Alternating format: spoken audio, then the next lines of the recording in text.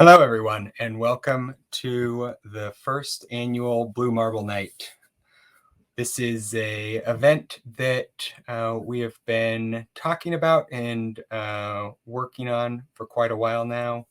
It's not in the format we thought it would be, but this is ultimately a chance for all of us to get together and start the work of creating a holiday, for lack of a better phrase. So Blue Marble Night is this idea that we need to take a moment and recognize how all of our lives have been changed by the realization that we live on this pale blue dot, this small blue marble traveling through space, and celebrate one of the most iconic photos of our planet, the blue marble photo. When we talk about Blue Marble Night, we're talking about how we're creating something better, something that lets us reach beyond ourselves to find that piece of space that inspires us. We're going to hear tonight from speakers ranging from Frank White, who coined the term overview effect, to President Kennedy, who talked about how we're going to the moon because it is hard. And in between, you'll hear from speakers all around the world talking about how space has inspired them, how space has changed their life, and what they want to be able to tell the rest of the world when they look up at space and think about how to and when do they get their chance to look down, to have that overview experience. I'm really excited that for our first speaker, we're going to have a woman who is working to make sure that that overview experience is accessible to the rest of us. It's Jane Poitner. Jane is the co-CEO and Chief Experience Officer of Space Perspective. She has a long history in the space sector. She has founded various companies. She's a fellow of the Explorer Club, gave a TED Talk that has been viewed well north of 1 million times, wrote multiple books, one of which was about her experience in Biosphere 2. And she is right now leading the effort to ensure that space explorers who fly on Space Perspective's craft experience the most meaningful and memorable journey possible, helping them ignite and inspire curiosity, leading to a global space perspective. If you haven't heard of Space Perspective before, we have a quick video for you here, and then I will hand it over to Jane. You will rise, floating to the edge of space until all you feel is wonder.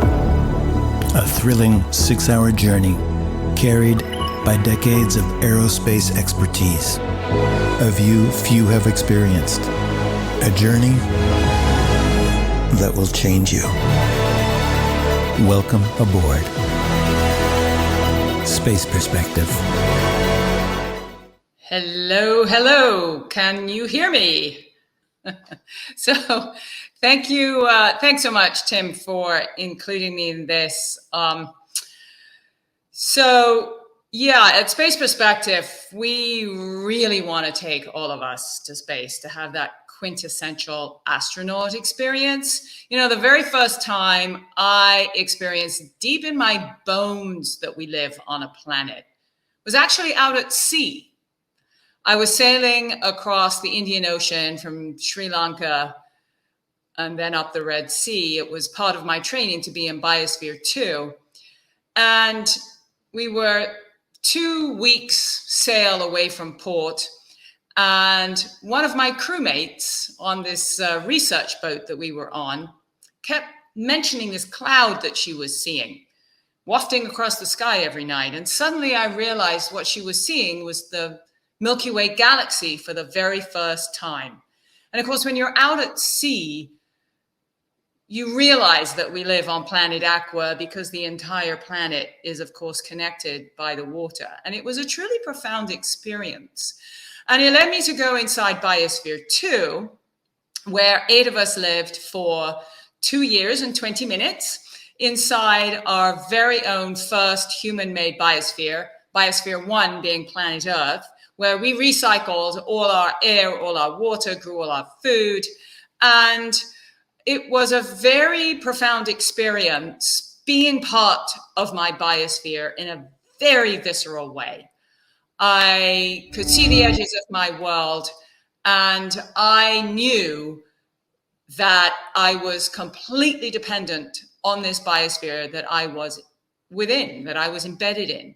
And it turns out that that is an experience that is quite akin to the experience that astronauts have, at least that they report having when they go to space. They look down on our Earth and really see our planet, its edges. They see that thin blue line. I don't need to tell you all about this extraordinary view that people see from space. But it is a deep connection that they have to our planet and to the singular human family that inhabits spaceship Earth. And so ever since I lived in Biosphere 2, my co-founder and I have wanted to take everybody to space that we can.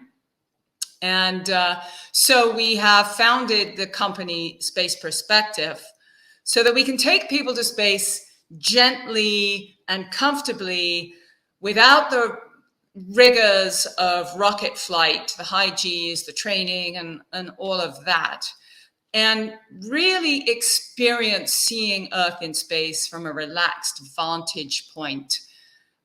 You know, when I've talked to a number of astronauts, they report that being able to sit for hours in the window is deeply moving and incredibly important part of really grasping what it is to be a crew member on Spaceship Earth. And that is what we want to give people at Space Perspective. And I think a lot about what it will be like when not just hundreds of people have been to space, but when thousands of people, hundreds of thousands of people, eventually millions of people have been to space and had this experience of seeing that thin blue line against the blackness of space and our planet from that vantage point. It will change everything. We actually know that when astronauts go to space, they return and get more involved in environmental and social causes than before they left on their journey. And so we hope and expect that when people come back from their journey on Spaceship Neptune, that many of our explorers will too have this expanded view of our world and do something great with it. And we would like to invite everyone to come along on the journey. Thank you, Jane.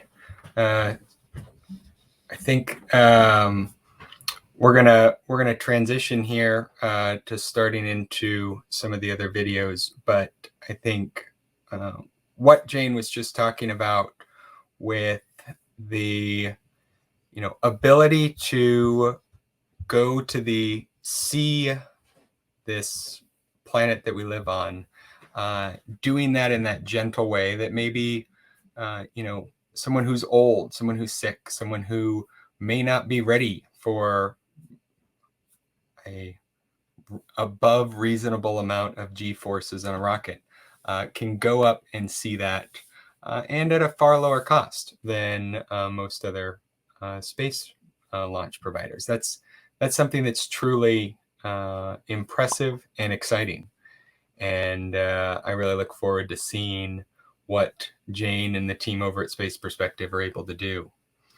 We're going to move everybody back over to the Blue Marble Theater here in a second to watch the overview film. So this is a film that interviews 5 astronauts who've experienced the phenomenon of the overview effect. We'll hear a little bit more from Frank White, who coined the overview effect, in a little bit, but this is a chance to hear directly from these astronauts about what they experienced, what changed when they saw for the first time the Earth from the outside. So we'll transition everybody over to the theater and start the programming.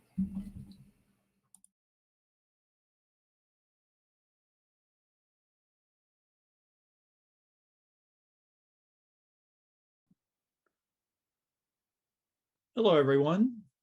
I'm Frank White, author of The Overview Effect, Space Exploration and Human Evolution, and I am president of the Human Space Program. I'm here to join you in celebrating Blue Marble Night. And I hope this will, as the organizers plan it to be, will become an annual celebratory event. I'd just like to take a moment to talk about the blue marble photograph in the context of the history of the overview effect, which of course is this remarkable experience that astronauts have when they see the Earth from space and in space, from low Earth orbit, on a suborbital hop, or on a mission to the moon. Now, the blue marble photograph may well be the last, and certainly is one of the last photographs taken by astronauts during the Apollo period, which shows the entire Earth as a whole system against the backdrop of the universe. It was taken on the way back from the moon, Apollo 17, which was the final Apollo mission. And it is a remarkable photograph, a beautiful photograph, showing the entire continent of Africa and other features that we've come to know very well. And one of the aspects of the Apollo missions is that when we had these photographs and videos from Apollo, we came to understand that it's all part of the overview effect, but it's different. Low Earth orbit, you're close to the surface of the planet, maybe 200 miles away, and the planet fills your field of vision. You don't really see the entire Earth, although you do pick up some of the features, of the overview effect, like the lack of borders and boundaries and the thinness of the atmosphere and the feeling that we're all in this together. But on a lunar mission, you're 240,000 miles away, or maybe 100,000 miles away, depending on where you are in the mission, and you see much more. And you really do begin to understand that we humans are living on a beautiful spaceship that is, in fact, exploring the universe. We all are astronauts on Spaceship Earth. We're the crew.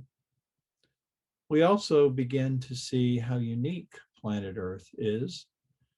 Ron Garan called it the fragile oasis. And many others have followed up by saying, well, not really the Earth that's fragile, it's us and our highly developed technological civilization. However, whatever happens and whatever is fragile about it, it does give us this message that we're all in this together and we need to work together in order to preserve our spacecraft, because at the moment, we do have spacecraft that can leave the mothership, but they are in no way suitable for long-term survivability or habitability. This is it for now. And in the future, there may be other outposts of humanity in the solar ecosystem. But for now, when we look at the blue marble, when we think about the blue marble, we have to bear in mind and celebrate the fact that it has nurtured us to reach this point where we are indeed a spacefaring civilization, or we're on the verge of becoming a spacefaring civilization. We must now have the awareness and consciousness, not only to take care of our home, planet Earth, but as we move out into the solar ecosystem, to have this same overview consciousness that tells us to take care of the environment so that it can sustain us and sustain all life for a long period of time. So tonight, it's a night for celebration of this view, celebration of the blue marble, and celebration for our home planet, Mother Earth, the object of the photograph that we are honoring tonight. Thank you very much.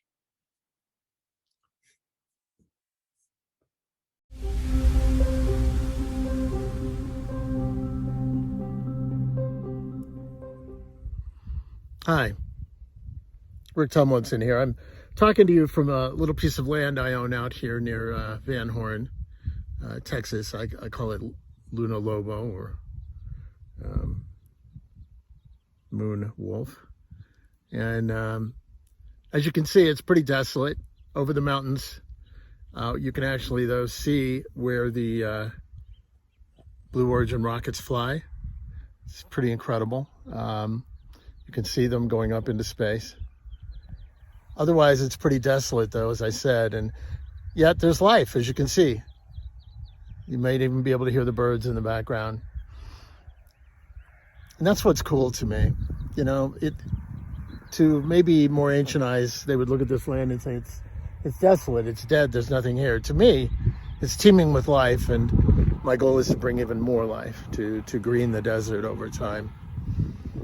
But I'll tell you, it is sort of a microcosm in a way of what I believe is our bigger purpose as human beings.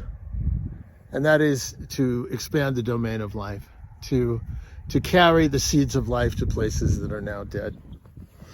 I am absolutely 100% totally a cult member of Team Life. They have me. You can't convince me of anything else. You can't convince me that death is better. You can lay out all the facts you want, but I'm just not going to believe you. I'm in a life cult, and that life cult has to do with Gaia, has to do with Mother Earth, has to do with my belief that as human beings, as crude and as ridiculous and stupid and self-inflicting as we have been in our growth to understanding our place in this beautiful little bubble we call Earth, that given all of that we still have a duty, that we still have a job, that we still have a purpose. And to me, that purpose is to carry the seeds of life to places now dead. Yes, you can see the rockets carrying the billionaires into space from here. And you know what? They have a purpose too. I know, Jeff Bezos, Amazon, doesn't take care of his employees, all of these kind of things. But I'll tell you this, and I do wish he would, but what he's doing with his money is something good. And that may fly in the face of some things you believe right now, but if you really look at it, let me put it this way. Did you know Edison? Did you? Gandhi? Any of these people? Did you know what they were like, their personalities, or do you know them by their works in the long run of history? Because that's what we're dealing with here. Sure, Elon and Jeff, they may have the personalities of a coffee table. But I'll tell you that I believe that they believe they're trying to do the right thing when it comes to space. Not perfect, I'm not going to be their defender, but I'll take what they're doing. And I'll take what all of the young entrepreneurs and old entrepreneurs and male and female and all gender entrepreneurs that are around the world right now that are engaged in what we call new space, what they're doing. Because it's for a grand cause. The cause of breaking humanity and life out of this bubble and expanding us into the universe. Carl Sagan once said that there are more suns in the universe than there are grains of sand on every beach and every desert on the earth. And around many of those, there are planets. And on many of those planets, there may be life. But what about the fact that we aren't finding it? What about the fact that we are unable to find other civilizations out there that have broken out into space? I hope they're there. I want them to be there. There's reasons that we might not be seeing them. Maybe they don't want to be seen, but it's starting to feel a little lonely. And it's starting to feel to me, at least as a thought experiment, at least as something that I can use to guide my thinking on a day-to-day basis regarding my responsibility. I have to look at this world, this one world where I know there is life, where I know there is some sort of sentience in the form of us.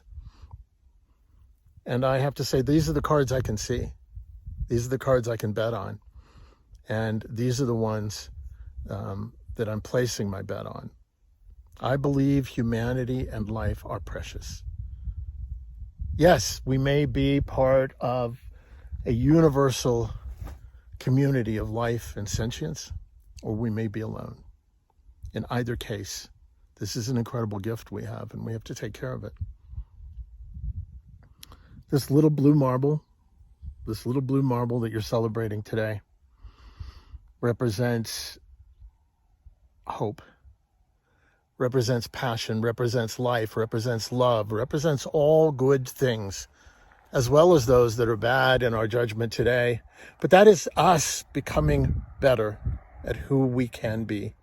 That is the beginning of something wonderful, if we can but survive.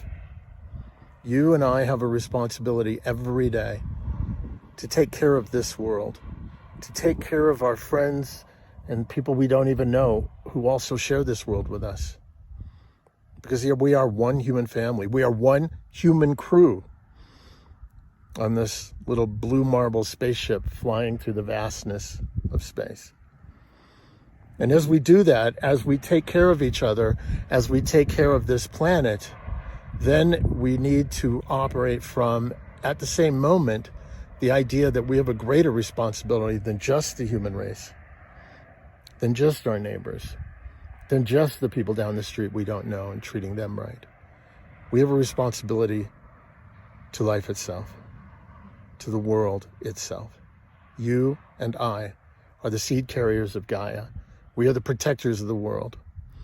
It is time to reverse the onslaught of humanity's technological growth on nature and use the technologies we have created to expand the domain of nature. I want you to think about that for a second. For the first time in the history of human civilization, the expansion of the human economy can mean the expansion of the domain of life. That has never been true, but it can be now as we open the frontier of space. We can go to worlds that are now dead and plant the seeds of life, even as we protect the mother world.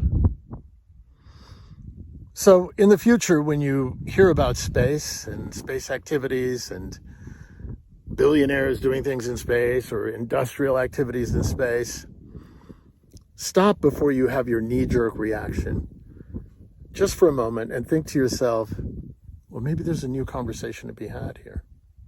You see, that's what paradigms are about. Before a paradigm change, conversations, debates, arguments have one meaning. Afterwards, they have another. If I had been in the court of some European power back in the 1400s, I could wax poetic about how many angels it takes to spin the celestial spheres to move the sun and the planets around the earth. Just a few hundred years later, I'd be an idiot. We are in a moment of change. We're in a moment of time where we can transform everything it is that we hold dear in terms of being human beings, and everything that we do in terms of how we react to the natural world around us. I'll end with this image I want you to think about. And I go back to that spaceship, that blue marble. If you live in a spaceship, you are in a closed bubble. Every breath you take, everything you drink, everything you eat is recycled. Everybody on that ship is your family. Everything you do on that ship affects somebody else very directly, and in fact, actually affects your own ability to live or die. We are on a spaceship. We have finally reached the size of our civilization where the actions we take as nations and people affect the spaceship itself and the survivability of the crew of that spaceship. You are Earth crew. We are Earth crew together. We go to space for Earth. I raise a toast, a spiritual toast, to Blue Marble Night, and I wish you all an amazing evening, event, day, and rest of your life. Just remember, you have a purpose to expand the domain of life, to protect and to grow human civilization, and to feel and experience everything there is to be felt and experienced and seen in the universe. And as beautiful as this place is, it ain't all here.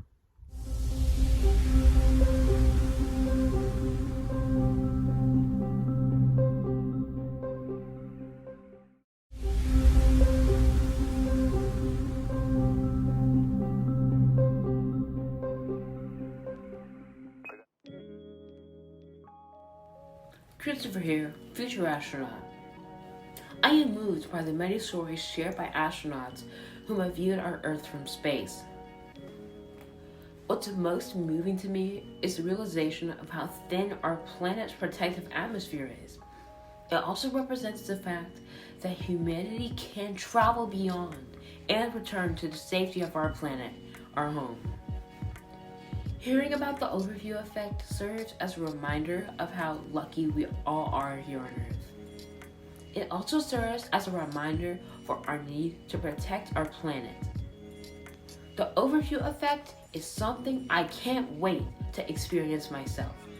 I look forward to doing such and to sharing my experience in the future.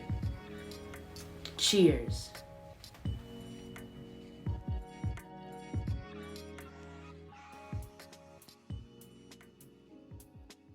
Today is the greatest day to be alive, because today marks the anniversary of when we looked down upon Earth 49 years ago and saw that everyone we knew, everything we loved, was on a small blue marble contrasted against the blackness of space.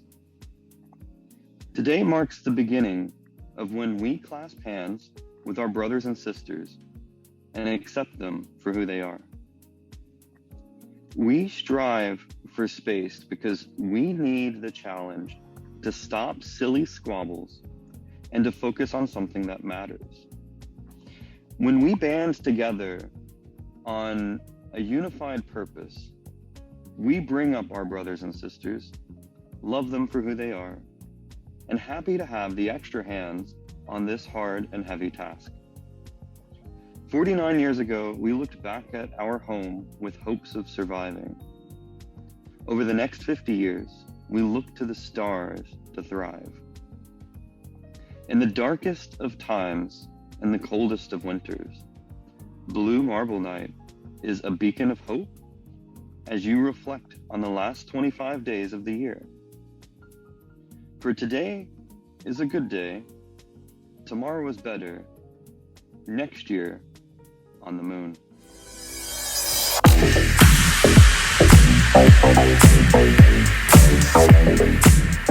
Hello everyone, my name is Andrew Shields and I am the founder and president of Not Normal. We are a space education outreach program for K through 12, and we are a nonprofit organization that aims to be a guidance system for all of you next generation astronauts. What space means to me is primarily two things: opportunity and excitement. An opportunity for humanity to reflect and appreciate on our history and how far we've come, and an opportunity for us to push to new worlds, new expansive ideas, and to come together as a species. The excitement comes without saying. The excitement of space is implicit, and it brings us all together to push forward towards an exciting future among the stars. So happy Blue Marble Night, and next year on the moon. Thank you.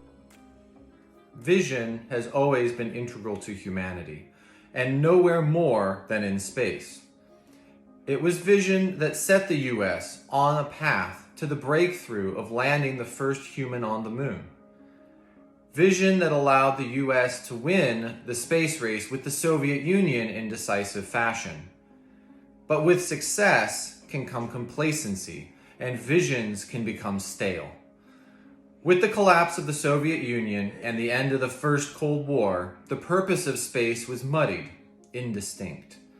More pressing needs shoved aside the final frontier, and with the attacks on America on 9/11, the focus shifted firmly to this planet and its attendant troubles. But space still beckons, and the discovery of water on the moon reinvigorated the space race, this time with new players, in particular China, rushing to seize key areas and develop their space industry. Even during this time, exploration has been held out as the acme of space engagement by many, hearkening back to the previous heyday of NASA. Without a vision for what space looks like in 40 years and how to achieve it, and how to communicate that to the population writ large, we will look the same in 2060 as we did in 2020. We will still be a timid, halting group of Earthlings dipping our toes into the celestial seas, but too afraid to set sail, and no vision of what to do if we went there. This is what motivates me about space. Having the vision, the theory on space development, and wanting to spread that to space professionals and space novices alike. Without vision, a people perish. Vision gives courage to those brave enough to seize it and make it reality. Like many others, I want to be a vision bearer. We have passed the stage of exploration in most of cislunar space. It is time for expansion. This vision is key. Permanent settlements on the moon will allow the economic benefits to drive further expansion of humanity past the cislunar littorals out into the deep Black Sea. As long as expansion relies on government support without economic incentives, it will always be fickle. Thankfully, we live in an incredible era. The exponential growth of private space companies, the impending return to the moon, and the first space flight by an all-civilian crew. Never before in the history of humankind have we had such a wealth of space expansion. This is the excitement of the era we belong to, the first steps out into space for humanity, the promise of new lives, new resources, and new worlds to bring us the best of humanity, our hope for the future, our pugnacious spirit, and our desire to make better lives for those coming after us. We are in a new space race, and peaceful and law-abiding nations must be successful. We shall be successful. And one day, I hope this night will be recreated on another celestial body, the moon, Mars, or perhaps some other planet. Hopefully others, much like ourselves, will toast the next phase of human expansion and share a thought for those of us in this room who made that next step possible with the vision we implement here today. A toast to the future of humanity. May we never lose our pioneering spirits, our love of freedom, and our dauntless courage. Happy Blue Marble Night, and next year on the moon. 49 years ago, we sent the last humans to step on another celestial body. Commemorating the photograph taken by the Apollo 17 crew through their voyage creates a sudden change in perspective on how we look at our planet. it creates an overview effect. The overview effect is the overwhelming feeling, often while viewing our planet, the Earth, from space, which creates a cognitive shift in awareness as stated by the astronauts who went to space. The overview effect can cause a significant adjustment in how we think about our home planet and life. When we see that photograph, the blue marble taken by the Apollo 17 crew, the last human mission to the moon, it shows the Earth as a whole. No borders, no boundaries, everything is interconnected. It also shows our profound achievements as human. For me, just looking at that photo already creates an overview effect. As President John F. Kennedy said, we choose to go to the moon in this decade and do the other things, not because they are easy, but because they are hard. And now, with the Artemis program, we will go back to the moon. And as we go back there, we will again put one small step of a journey that will one day take us all to the stars. So, as we celebrate the Blue Marble Night, let us grab our drink, raise our glasses. Happy Blue Marble Night, per aspera ad astra. Hi, this is Cheryl Gallagher from Austin, Texas, and as Guardian of the Space Nation, wishing everyone a happy Blue Marble Night, and next year, from the moon.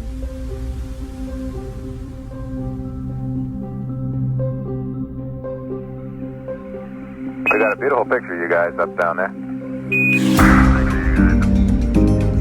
Let me tell you, 9, proceeded, 3, 2, 1, ignition. Right our way, Houston. Vector good. That's affirmative. Okay. Outstanding quality picture, Ron.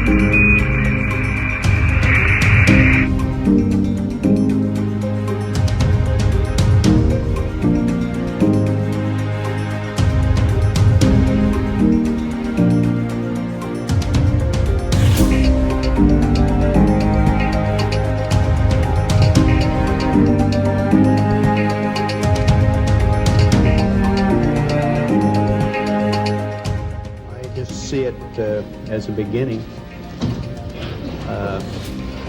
an instant in history.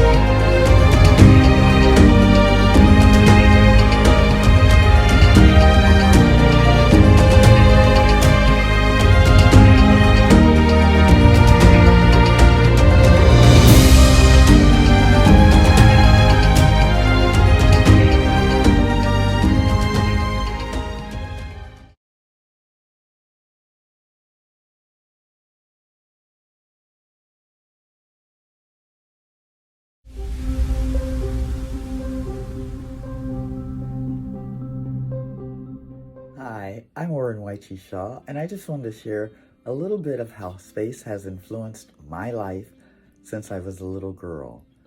I watched the Mercury and Gemini launches, the Star Trek episodes. I've been on the Concorde, which almost makes it to the Kármán line. I married a U.S. Air Force Academy graduate who wanted to be an astronaut, but unfortunately the program did not accept corrected vision. But he flew for SAC, and he worked in intelligence. We've had an incredible experience. I certainly was influenced by Nichelle Nichols, and I'm pleased that I'm on an event that she's going to be honored at. I've been to space camp 3 times. And to make this short, just to tie the bow, Bill, although he didn't become an astronaut, He's now circling the Earth on a satellite that was launched on the first launching of the SpaceX Heavy, Falcon Heavy, 4 years ago. So space has been incredible. In my professional career, I've used space data for tracking endangered species in Africa, for the impact of climate change and environmental degradation, and the impact it's had on populations. So yes, you can tell I am so into space. In fact, this is my last patch, which I got this past November when I went to the now Adult Advanced Space Academy. Tough, but so rewarding. So that's just a little bit of how space has run through my life. And I'd like to say to all who are here tonight, happy Blue Marble Day. And next year, on the moon. Ciao. Good evening, Earthlings. It's Stardate 75372.9. My name is Michael Mansky, and on behalf of the Multiplanetary Society and the Overview Effect, I want to welcome you to Blue Marble Night. As a young man growing up, I had the privilege of actually observing Sputnik, the program itself, all the challenges of the Mercury program, Gemini, and then the Apollo program. One of my most memorable childhood experiences was one evening when I was in, I believe it was second or third grade. I was getting ready to go to bed. And my father came and said, hey, my friend Al Pilch is here, and he would like to actually take you to an event that he feels you might be interested in. So got up, got my shoes on, and Al took me to the Elks Club, where I walked in, and I was still wondering what the heck was going on at that time of night as a little guy. And in walks astronaut Scott Carpenter, who came and presented to this small group his vision and progress regarding the C-Lab program. And it was one of the most epic presentations I had seen at such a young age. And as he was finalizing the presentation, he looked over and pointed directly at me and had me stand up and actually give him my name. He shook my hand and he said, young folks like this are who are going to drive progress in space and exploration, not only here on Earth, but beyond Earth in the years to come. And he thanked me for being there. So the following day, when I went to school, I told all my friends that I had met an astronaut. And, you know, a lot of them were like, there's no way, okay, you met an astronaut, you must be making that up, and so forth. And everybody thought it was some kind of a joke. Well, shortly after lunch, the auditorium bell rang, summoning everybody to the school auditorium. And so the entire school shows up, and the principal is on stage, and she said, we have a special guest today. It's astronaut Scott Carpenter. And as Scott Carpenter walked into the auditorium and began to walk across toward the stage, he actually spotted me and stopped, pointed directly at me, and said, Michael, it's great to see you again.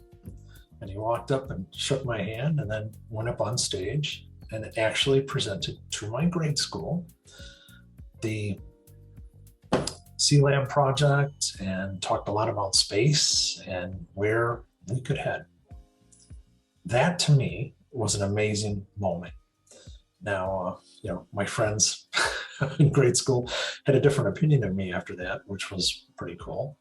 But I have to say that that particular event, meeting Scott Carpenter, as well as understanding a little bit more about what he was doing, okay, not only as an astronaut, but somebody dedicated to exploration and innovation, was one of the key driving forces to me, my childhood, my career, and where I'm at today.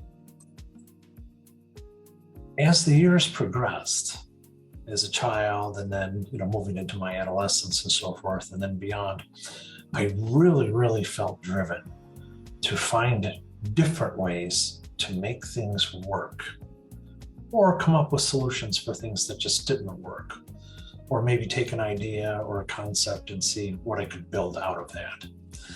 And that to me is just the driving force even in my life today, as I look at everything that is going on here on Earth, and the exploration projects and so forth that are being considered, as well as what we have accomplished. The Apollo 17 and the Blue Marble photo are epic, and truly an influencer for not only me, but for those that can stand back, kind of take a look and go, wow, I'd like to actually see that someday. So my message is to anyone here that's, regardless of your age, young or old or whatever, if you've got an idea or a concept or a thought, and you think you can make something better or do something different, cherish that idea, find a way to make it happen. Because you may just have in your grasp something that can change humanity in the millennium to come. And that is my message.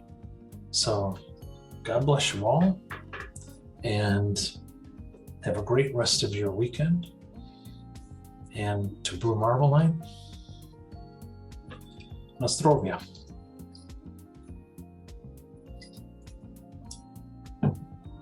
Take care, everyone. Hello, this is Dashdi from Spacekind and Analog Astronaut community. And for me, space is important because it keeps me inspired to learn more about our galaxy, our planets and moons. And it also helps us to forget our nationalities and differences, and brings us together because of our common passion for space. And the overview effect, which was coined by author Frank White, helps us to realize how fragile our planet is, and we are on the same ship, on the spaceship Earth. It helps us to realize that we are humans, we are in this together, and we must protect our planet, which is a pale blue dot floating in space. And this is the celebration, the Blue Marble Night by Foundation for the Future, happening on December 4th, 4 p.m. Eastern Time. So happy Blue Marble Night, and next year on the moon. Celebrate Blue Marble Night and humanity together. Hello, my name is Chris Kent, and I'm a director for the Multiplanetary Society. In preparing for Blue Marble Night, I've been asked some important questions. Number one is, what am I grateful for? I'm grateful for friends, for family, for the people who surround me who have a vision that I share. The Multiplanetary Society, Galaxis Aerospace, Spacekind, shout out to all of my friends there, the Sunhaven Research Group, my colleagues, and last but not least, Foundation for the Future. I am excited about all of the possibilities, new technologies, programs, so much investment in the space sector.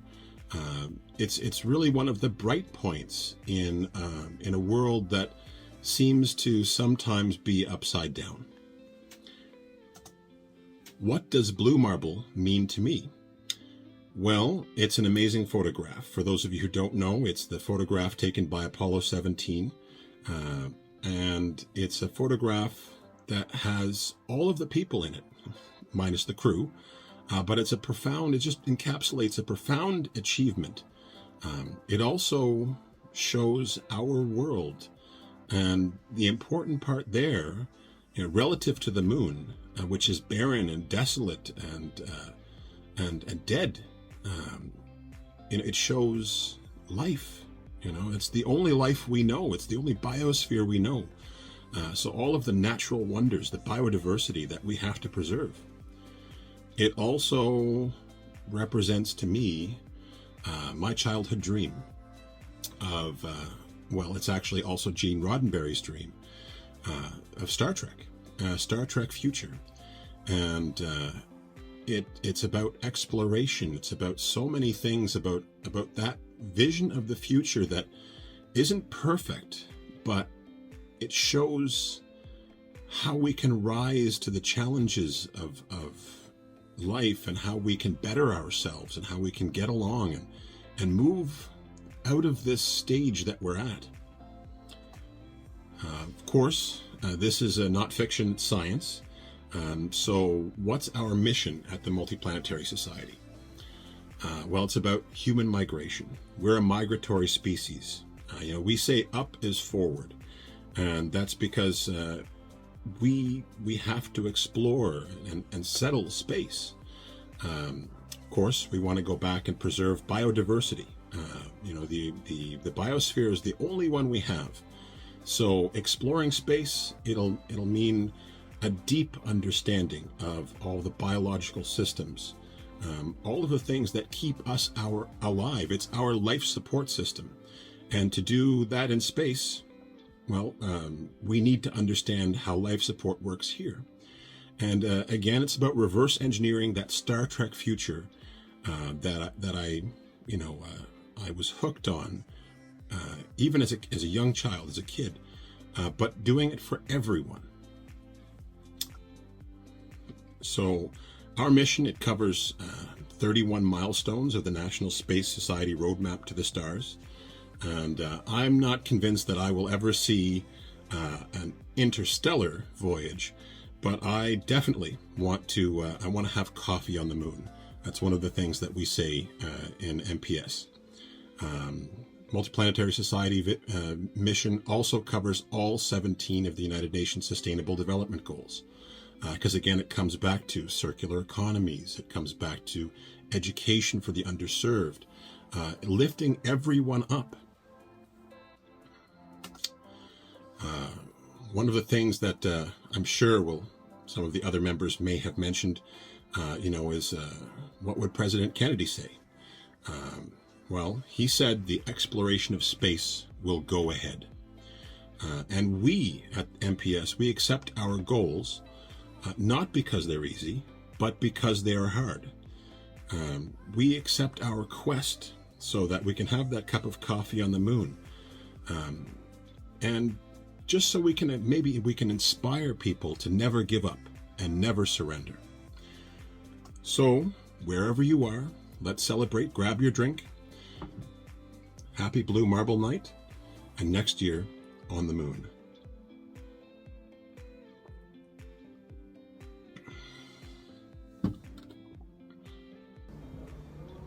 Hi, I'm Ben Haldeman, founder and CEO of LifeShip.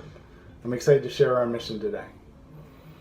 At LifeShip, we're saving the DNA of humanity and Earth's incredible biodiverse species across space and time. We're on 2 upcoming missions to the moon, one next year.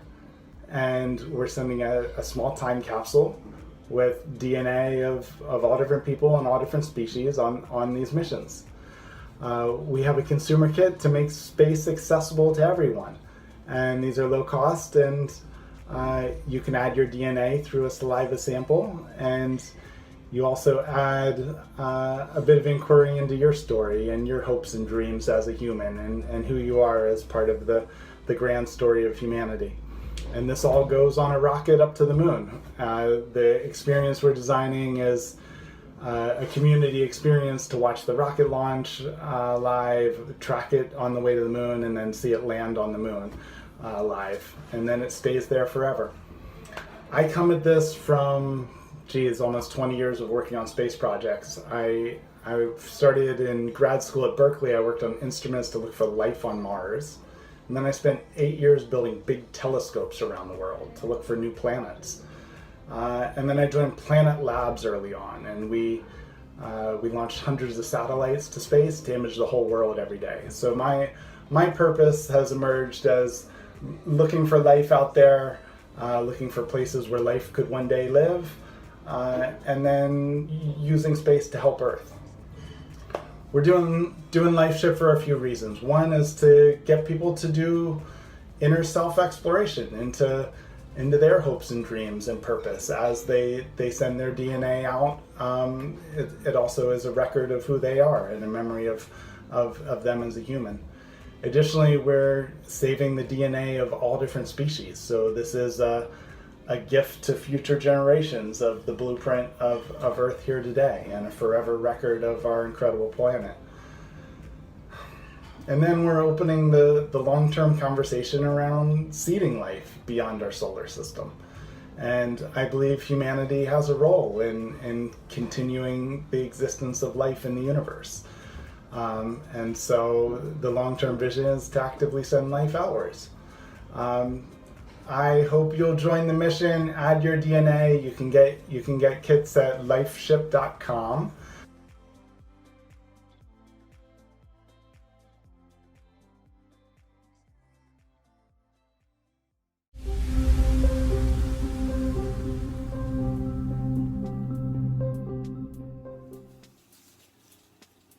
Hi, my name is Poppy Northcutt. I worked on the development of the return to Earth capability that was used to bring the astronauts back to the Earth from the Moon during the Apollo era. I had the unusual distinction of becoming the first woman to work in an operational support role in NASA's Mission Control Center during the flight of Apollo 8. I was also there in Mission Control Center at the Retro Support Console during the flights of Apollo 10, 11, 12, and 13. During the Apollo era, there was no onboard capability to compute any of the major maneuvers like translunar injection, lunar orbit insertion, or trans-Earth injection. The spacecraft was totally dependent on mission control and the real-time computer center for those. The program I worked on was used for mission planning purposes and to compute nominal return trajectories. But its most important purpose was to handle abort situations where time and fuel had to be optimized and computational speed and accuracy were critical. In fact, its name was the abort program during development.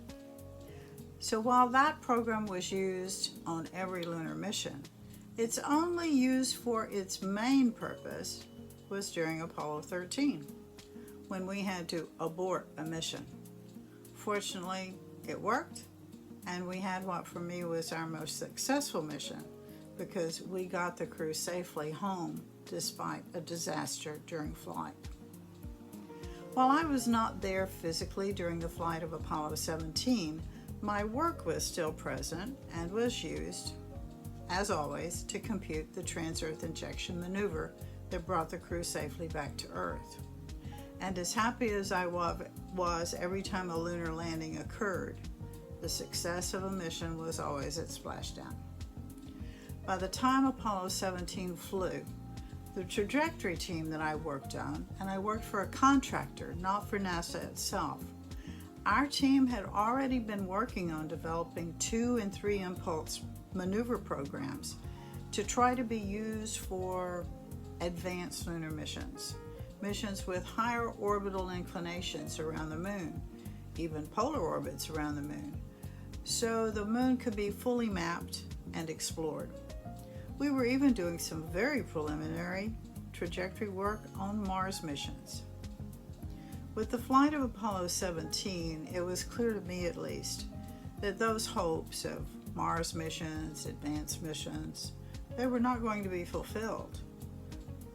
not in the near future as Cernan hoped and said as he got back onto the lunar module, at least not for a very long time. The interest of the public had moved on. The interest of the president and of Congress had moved on. And that meant that the money would also move to other things besides crude exploration of space. The promise of Apollo to me and for those that I worked with was for peaceful civilian exploration of space by men and women, and the real value of Apollo would be in its later missions, where real science would be done by real scientists, not simply demonstrating to the Soviet Union and the world that we had the technical expertise and the focus and finances to land someone on the moon and leave a few footprints for posterity. Apollo 17 did inch us forward in the direction of exploration now, because for the first time it had a civilian astronaut aboard, and he was an actual scientist, a geologist. Apollo 17, interestingly enough, also brought a little diversity to those crews, you might say. It had the first female Earthling that went to the moon, albeit only to orbit. She was a tiny little mouse who traveled along with 4 male mice for a scientific experiment. Really, NASA? 1 female mouse? 4 male mice? Even as a lab experiment, you couldn't do better representation than that? Fortunately, as we move to return to the moon this decade, there will be better representation of women and better representation in general than we had during the Apollo era. There already is, both in ground crews that you see and in the missions that you see being flown. And you see yet more diversity still in the recent flights of Virgin Galactic, Blue Origin, and SpaceX. Younger people, older people, people of different races and ethnicities, civilians with varied backgrounds and abilities. My hope is that in this new space era, we don't just leave some footprints on the moon. We leave some actual feet. Men and women working and living there on an ongoing basis. And from there, we turn to Mars and beyond. So, happy Blue Marble Night, y'all. And next year, on the moon. Hi there, Allison Matos here, founder of Blue Yugen. As we look ahead to celebrating Blue Marble Night, commemorating the famed blue marble photo taken by Apollo 17, I'd like to pay homage to our living, breathing Earth, Gaia, and to the visionaries in the space community, both past, present, who are engineering the future of space experiences that will one day afford more and more humans to see the Earth from space and experience the overview effect, a term coined by Mr. Frank White. I believe this awe-inspiring experience of the overview effect is the singular experience that will challenge how we as humans see and understand and conserve our deeply interconnected world. I think the overview effect ultimately is the key to opening a new door of perception, in that we are part of one organic whole, a fluid system of interdependent parts built up using our individual and collective thoughts, states of beings as individuals, as families, as societies, countries, planets, our solar system, and the universe. One day soon, I hope to experience the overview effect. Until then, happy Blue Marble Night, and cheers to next year, the moon. Signing off. Hi, Hi, I'm Space K Sarah, and I am helping celebrate Blue Marble Night by sharing about what I love about space. Space for me is not only the cornerstone of what I build my career upon, it is something that inspires me and moves me every single day. I love getting my telescopes outside and showing the night sky to random people passing on the street with sidewalk astronomy. And now I can continue to share my passion and my love for space by having a radio show that talks about space. I didn't actually always love space though. I did not get to learn about space science until I got older as an adult. And as that experience has unfolded, it's taught me to appreciate and love space science even that much more. So happy Blue Marble Night and cheers to next year on the moon. The future is now on iRock Space Radio. Hello out there. My name is Bruce First, and I am the CEO of Intergalactic Royalty Operations Corporation, otherwise known as iRock, IROC. And I have been asked to give a few words today as we celebrate this Blue Marble moment, and I'm happy to do so. So I'm going to start at the beginning. My father was an Air Force pilot. Even way back then, he had an interest in space travel. That gave me a passion as I grew up to learn more about outer space, and I was fascinated by it. But I also developed another passion, rock and roll music. And that prevented me from being a pilot because I followed that course. Unfortunately, I didn't have any musical talent, so I spent a career in licensing of intellectual property in the entertainment field. And finally, I found a way to combine my passions. I developed a company, Intergalactic Royalty Operations Corporation. Initially, the purpose was to protect the rights of bands, artists right here on planet Earth above the Kármán line. And so I began to license songs, tens of thousands of unique titles, some of which you will recognize. And as I did that, there was an organic groundswell of interest that grew in the company. People wanted to know more about it. And so we thought, well, why not share this on a platform with a lot of people? So I established a terrestrial radio station, iRock Space Radio. We are now on the iHeartRadio platform. And our shows are filled with talent. We have unique talent. The on-air personalities are amazing individuals and have content that I think is fascinating for all spacers out there. We also, by the way, exclusively play space-themed music.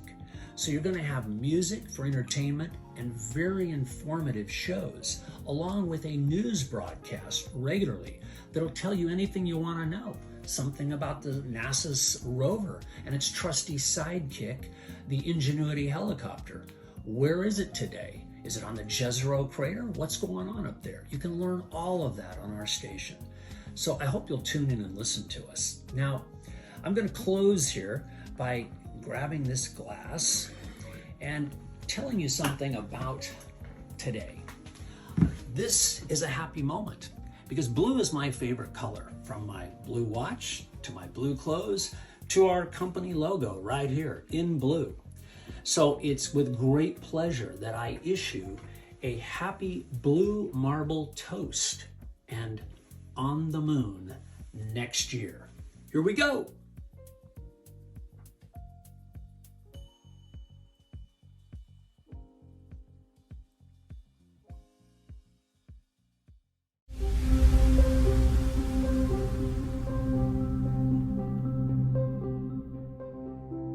There have been a number of photographs in human history that have been iconic, memorable,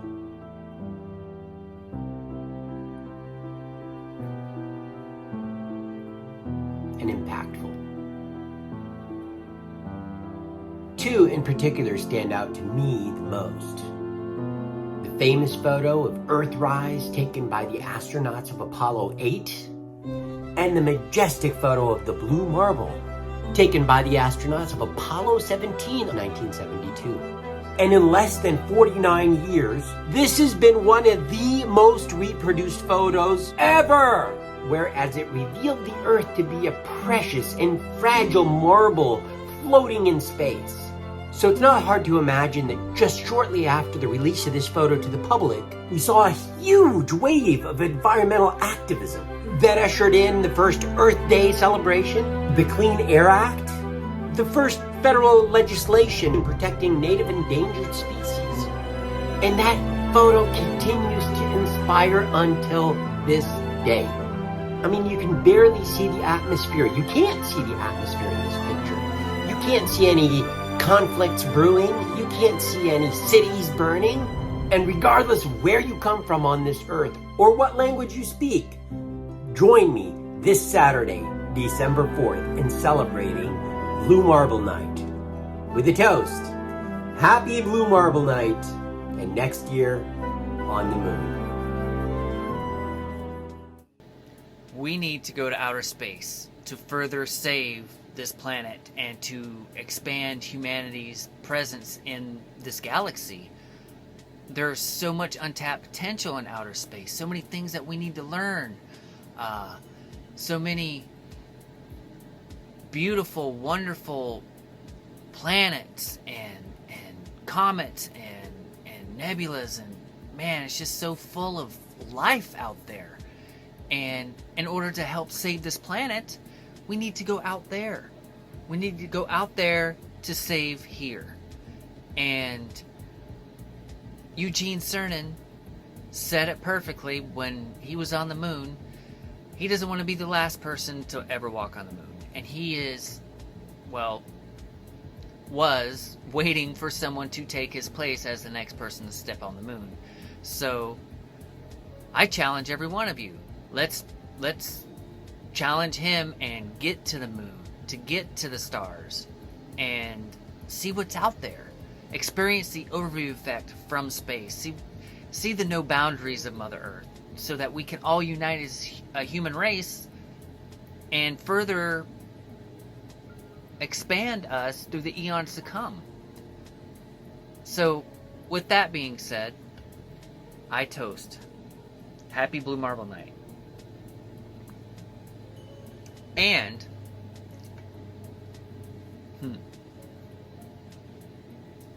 next year, the moon. See you guys there.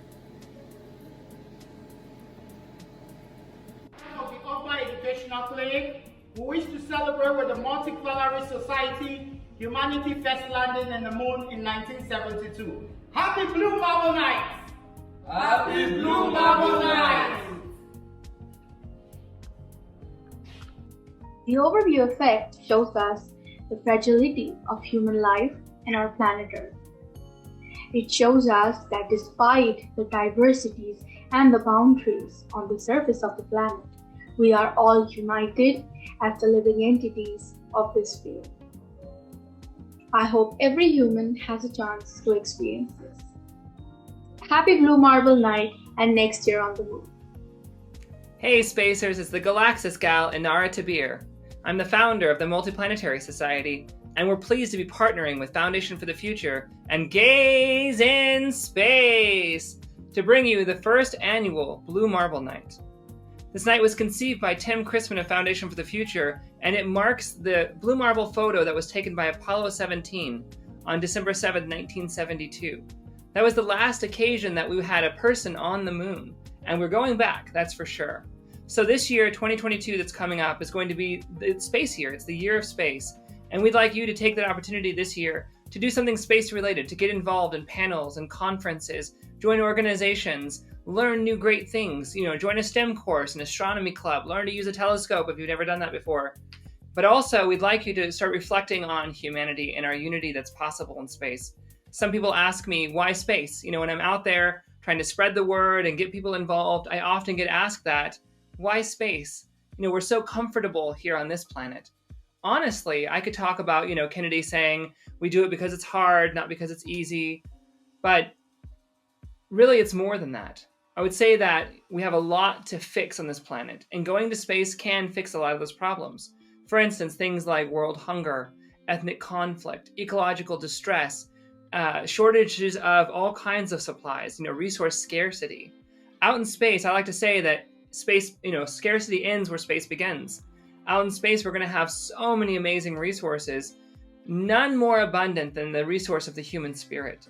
We are at our greatest when we're challenging, when we're going through struggles, when we're facing the new frontier. We go out there to reach our biggest dreams. Our dreams are so big as a species that only space can hold them. So down here in this closed system with an expanding species, we have some major problems. A lot of those can directly be alleviated by just simply getting people off the planet, getting heavy industry off the planet. Anyone familiar with the work of the great Gerard K. O'Neill will understand this concept. But really, it's not more timely than now. When we're dealing with climate change and the pandemic, and really think about it, a few years back, it was even more prevalent for people to say things like, it's so comfortable here, this planet's so great, why would you want to leave? One pandemic has shut down so much of our lives. It has changed so much of our lives. Let me tell you, if an asteroid hits, or we have, a combination of pandemics hitting worldwide, there are a lot worse things that can happen on this planet. But we're not fear and doom. That's really not what I want to spread to you. I do want people to be conscious of the fact that we have all of our eggs in one basket. So all kinds of existential threats could be an issue for us. But let's go out into space to see who we become. Really, that's what the journey is always about. It's who you become when you get there. And thinking consciously as we take those steps into space in big ways, as we go into space as a mass migration, exploration, and settlement. That's really what we're focusing on here. We're going to be changed. There's a thing called the overview effect, which has been, that's a term that's been coined by Frank White. He wrote a book by the same name called Overview Effect. And it's this concept that when explorers and astronauts go out into space, and they're out in that vast blackness, and they stare back at the planet, they see the fragility of the planet. They see all the people they've ever cared about or not cared about, or known or not known on that planet. And they realize that we have to change a lot of the things that we're doing, especially the way we treat ourselves and we treat each other. Imagine an entire generation of people born in space that inherently have this concept built into them. It's something that Frank White has talked to me about, and I was really impressed with this. Obviously his book made a huge impact on me, but that one concept that he brought up of what happens when the first generation of children are born in space and they just don't have any room in their makeup and their genetic structure really for lack of diversity, for struggles and these ridiculous boundaries and borders that we place on ourselves. Imagine the kind of world that we could have. So 2022, it's the year of space. I want you to get out there and seize your dreams. A lot of you are amazing avid spacers. Keep pushing those dreams forward. Keep working together. Some of you may be here out of curiosity and you have no clue what we're talking about. If that's the case, start talking to people around the event tonight and get to know them, get to know what they're doing, what their work is. We have a lot of amazing people joining us. If you want to look me up, I'm on Galaxis Gal on all my socials. I'm on iRock Space Radio, on Cosmic Waves and Cosmo Sapiens. You find me, reach out to me. I love talking to spacers and people who want to know about what we're doing. So I would like to wish all of you an amazing, happy Blue Marble Night. And next year, not on the moon, to the moon. Let's do this. Hello, everyone. I'm sure you guys have been waiting on the edge of your seats wondering, what is Back to Space up to these days? Well, let me give you the 411 real quick. Okay, this is a photo of the Lunar Landscape Experience. The Lunar Landscape Experience is what we've been spending a lot of time and energy on. We are lighting a spark around the world with a captivating facility designed to fuel innovation and out-of-this-world experiences. This is a 60,000 square feet facility map of the moon with an open-air dome so you can see the beautiful skies. So let me break it down real quick. The main building will be just under 2 acres with the map of the moon at its center and a high-tech facility surrounding the moon under the dome. Imagine this. Okay, close your eyes. Close them! Okay, so you and your family, your friends, student or invisible friends walk into the facility and are immediately engulfed in the lights, sound, and virtual reality simulating a rocket landing on the moon. Once you step on the moon, augmented reality enables you to see lunar features, landing sites, rovers, astronauts, and much more. A true choose-your-own-adventure experience, so you can fully understand the lunar topography and historic human touchpoints. Open your eyes. Can we agree that was badass? Okay. Then inside the facility, you can explore interactive games. This is really cool because these interactive games will actually be designed and coded by students. Then we will have the Lunar Gravity Simulator, which is going to be awesome. You will experience 1/6 gravity. You can challenge your family and friends to see which one of you can really hack it on the moon. I know I can, but thank God my grandfather did. As you walk through the building, there will be fully graphic exhibitions, specifically designed to entertain and educate about the past and future of space exploration. And let's not forget about the food and drinks. There will be a one-of-a-kind restaurant on the top floor so you can look out on the moon. In addition to all these groundbreaking experiences, we also will build a fantastic stage. We took the best parts of the best stages around the world and combined them to form a world-class venue. If anyone has a connection to Rihanna, please tell her we'd love for her to perform. Also tell her she's my favorite and I love her. Okay, thank you. Outside the facility, we have some very fun things. First of all, on Apollo 14, Stuart Roosa took seeds to the moon. When he came back, he planted those seeds around the world and called them moon trees. We have created a moon tree park in which we have planted a sapling from one of the original trees, a bike path around the facility, which is actually the circumference of the Earth in relation to the moon. And as far as students coming here on field trips, we have a launch pad to shoot rockets off, with the destination being the lunar landscape, which is 100% the coolest field trip I've ever heard of. Sign me up for that.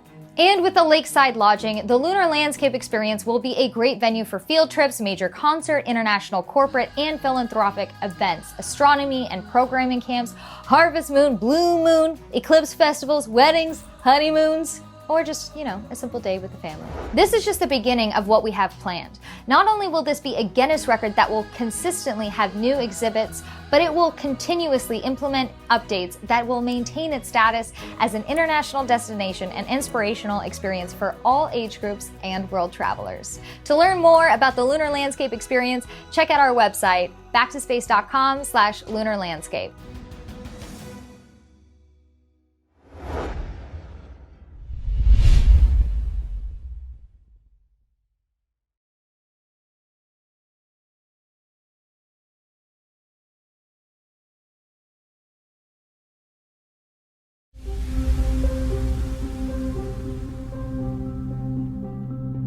People since I've come back have asked me what was the most amazing part of going up there, and floating was definitely one of them, but there's nothing better than the moment when we opened our cupola. We have a hatch that was between us and the largest window ever flown in space, and so when we opened up this hatch, there was the Earth, beautiful, bright, shining, swirling, colors, so hard to even put into words. And even as a poet and an artist, it was the most stunningly beautiful thing I'd ever seen in my life. And what was amazing about it is the cupola is a dome, so it comes like this, and we could float up to about here. And what that allowed us to do was, as we floated up, me and my crewmates, we realized that, and the Earth was above us because we were inverted, that we could see the entire sphere of the Earth from that view. And it was the most magical, beautiful thing. And what I realized is that we have control over the destiny of this beautiful object, this starship Earth that is hurling through space with all of us in it, on it, developing it, changing it, and that's power. That's power that we each have, and we can control this destiny. And so I hope that through the things that you're doing, that all of us get to experience this, because it's the most magical thing you could ever imagine. And words, pictures don't do it justice. Going up there and experiencing it is what we need people to do.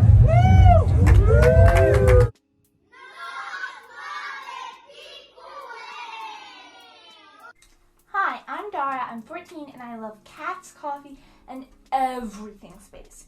When I grow up, I want to be an aerospace engineer, and my entire life I've wanted to live on Mars and climb Olympus Mons. And hopefully my dream will come true. To Blue Marble Night and next year on the moon. Hi, I'm Namakora. I'm 11 years old, and why do I want to go to space? Good question. Imagine this. You wake up in the morning, you walk to your window, you look outside, and you see millions and millions of stars. Or you see planets, great wonders, maybe an alien or two. So that's why I want to go to space, because space is a wonder. Space is a great adventure. Space is the next generation. To the first blue marble night and next one on the moon. Hello, my name is Ari Cora, and to me, going to space is as natural idea as breathing is. We breathe because otherwise we would die. Yeah, I want to go to space because it's home, it's adventure. It's the greatest place there is, at least that's how it is to me. The first people to set off on little wooden boats into the great big ocean didn't know if there was an end to it, if it went on forever, or if they would just fall off the edge. They didn't know if they'd meet terrible beasts or wondrous creatures. They didn't even know if they'd make it back, and a lot of them didn't. But the ones that did, they brought back stories of terrible, terrible dangers and wonderful, wonderful wonders. They met new cultures, new peoples. They saw new lands, and they met new species of plants and animal. Because of them, we're now all across the world, because of those first few who decided to risk going out into the great unknown. Now, we're once again faced with that great unknown, that great frontier. There it is, just waiting for us. The only thing to do is to set off in our little wooden boats, which aren't so little or wooden anymore, and explore this great ocean of space. Because face it, we know almost nothing about the universe. I think it's time that we learned. To the first blue marble night and next year on the moon, or Mars.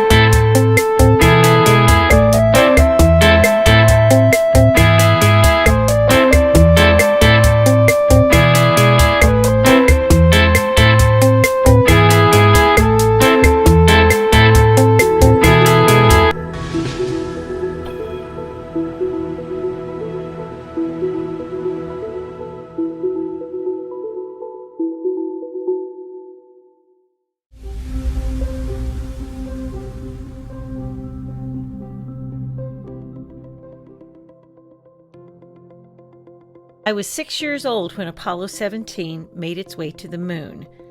That was my Apollo moment. I'd later play astronaut on the playground, and to this day, the last words of Gene Cernan echo in my head. This is Gene, and I'm on the surface. And as I take man's last step from the surface, back home for some time to come, but we believe not too long into the future, I'd like to just let what I believe history will record, that America's challenge of today has forged man's destiny of tomorrow. And as we leave the moon in Taurus literal, we leave as we came, and God willing, as we shall return, with peace and in hope for all mankind. Godspeed the crew of Apollo 17.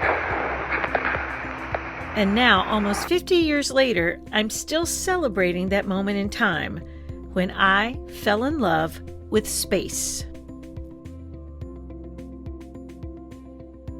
Hi everybody, I'm Janet from Janet's Planet, here to foster and create and hopefully encourage a more curious, kinder, compassionate society, that global community that is interested in innovation and space exploration, to make sure that we are encouraging folks to stand in their inherent magnificence and make the world a better place. I have been touting the wonders of the moon, Mars, the solar system, all kinds of great exploration missions, and I am not going to stop. Listen to these astronauts talk about looking back at this incredible blue marble. In Earth orbit, the horizon is just slightly curved. When you head on out to the moon, that horizon slowly curves around and upon itself, and all of a sudden you're looking at something that is very strange, but it is very, very familiar. Oh my God, look at that picture over there. Wow, is that pretty? You can put your thumb up, and you can hide the Earth behind your thumb. Everything that you have ever known, all behind your thumb. Not any bigger than that, way up there. It's really beautiful. You can cry. Apparently, when you get up there and you look down here and you see what a precious, beautiful blue ball, that place that houses all the people you love, all the memories that you've ever had, and all the preciousness that you could ever hold, that's the good stuff. And we need to figure out how we can share with everyone that it's open to all.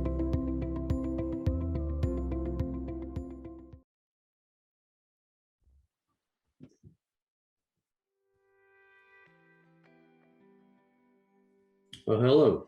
My name is Alan A. Allen. Some parents, huh? I've had the wonderful opportunity of working with Frank White, Inara, people who are just so incredibly wrapped up in this whole movement to move into space. And what a treat it has been for me. I guess I've been asked to get involved with this program of theirs in so many ways, with Zoom sessions and podcasts and so on, because I'm an aquanaut. Now you ask, wait a minute, we're talking about space. Well, it turns out there's a lot of very similar things in the travel to space as there is to traveling underwater. Several years back, when I first got involved in this business of working on pollution of the oceans, I had the opportunity to live in an underwater habitat on the ocean floor. It was an experience of a lifetime. We stayed down for about a week each time we went down, and a year later went down again for another week. And during those missions, we were concerned with how oil spills, for example, impact marine life on the ocean floor. What an incredible opportunity it was, because we could stay down there without having to decompress whenever we wanted to leave and go to the surface. We just stayed there and lived in a habitat. And at a 50-foot depth, with possible excursions to deeper dives, we could set up experiments. And we would deliberately, painfully pollute small areas of the ocean floor and habitats of certain organisms, plants and animals. and we'd study their reactions to the oil. The connection I make between those experiments and space is that when you're there for a while, you almost have the same impact on your psyche, on your mind, on your soul, if you will, that astronauts have when they come back and they see that beautiful marble in space. And as Edgar Mitchell experienced in that very first breakthrough experience for him, when he saw that marble, he was so moved that he set up things like IONS, the Institute of Noetic Science. And I've been a member of that group since it got started, over 40 some years ago. When you're down there on the ocean floor, what happens is you start to connect with the animals. You're doing experiments on them, but pretty soon you get to know them. We even started naming some of the fish, the barracudas, the bat rays. I didn't get down to naming all the little damselfish, but it was an experience that left me feeling like, until I had that underview, if you will, as compared with an overview, until I had that experience, I had never felt the connection like I did then, and as I still do to this day, with life, and as well with other humans. It's really phenomenal. It gives you a perspective that invites, how can I say it, a soul connection, if you will, with everything that is. It sounds maybe a little corny and hard to understand, maybe if you haven't had that experience, but when you start to realize that there is an interconnectedness of all things, all people, all animals, and probably even with plants. I've experimented with that, playing happy music for some plants and sad music for others. And you're amazed when you see the difference in the growth. Consciousness seems to exist, I'm finding, at all levels and in almost everything on this planet and probably beyond. And so when I think of the overview that Frank White, through his interviews with so many astronauts and all of the feelings that they've expressed, and I compare that overview with my underview and probably with every other aquanaut that's lived underwater and experienced what we did for those weeks on the bottom, they're very, very similar. I can't help but feel that the wonderful connection between people and plants and animals starts to manifest in other areas in your life. It's hard to imagine not having that feeling now. And in fact, well, at the age of 83 right now, I'm retired. I finally retired just a couple of years ago. What I've discovered is I want to share this with people. I want to share this feeling as best I can. And so one of the things I've done during the pandemic is write a book. And there it is right there. Clues Can Light the Way. And I don't want to give you the idea I'm trying to sell my book, believe me, that's not the goal. But what I do want to sell is the joy that what I hope my book brings. I want to sell that feeling of joy to others. I want people to know that even though they may not fly into space or go live on the ocean floor, they can pick up through the experiences of others that magic that comes when you do have that special connection. So many of the troubles we experience, I think, in the world today, from the viruses going around to some pretty negative attitudes of various people and even groups of people. I think if those people could experience the overview effect, they would begin to realize that we are all interconnected and that we all come from, as Edgar and other people have put, stardust. We're all made of the same stuff. And I'm so happy to think when being made of the same stuff, having grown mentally, physically, emotionally, spiritually, in recognition of that, what I find is that there's hope for mankind.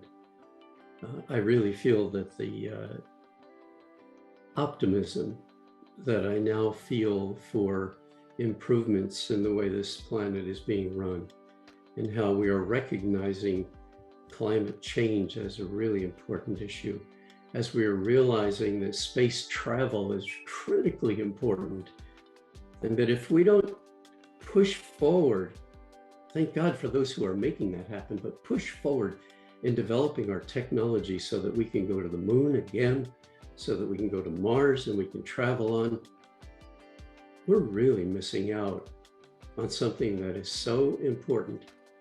Think about the program now where we're looking seriously at how we can divert asteroids or any other object coming into our environment that could threaten the future of mankind, that could threaten this planet. Those are the things that make me want to rely on what I've learned over the 55 years that I worked in pollution of the marine environment and getting to know the plants and animals that live in it. And now that I'm beginning to really appreciate the significance of space and space travel, all of this is starting to feel like it's my mission. I felt when I wrote my book that I was looking for purpose. I was looking for my own purpose. Why am I here? And in so doing, what I discovered was I was starting to look at why are any of us here? And I'm discovering that every single person has a purpose. And thank goodness we have those who have purpose so strong that they're pushing for us to spend the money, take the time, drive the politicians, do what's necessary to move forward in exploring space and traveling. I'm really thankful for this opportunity to spend just a few brief moments with you and help you to realize that this celebration is critical. So, in closing, I'd like to say happy Blue Marble Night and next year on the moon, I hope. Let's push forward. Thanks a lot. This is Al Allen.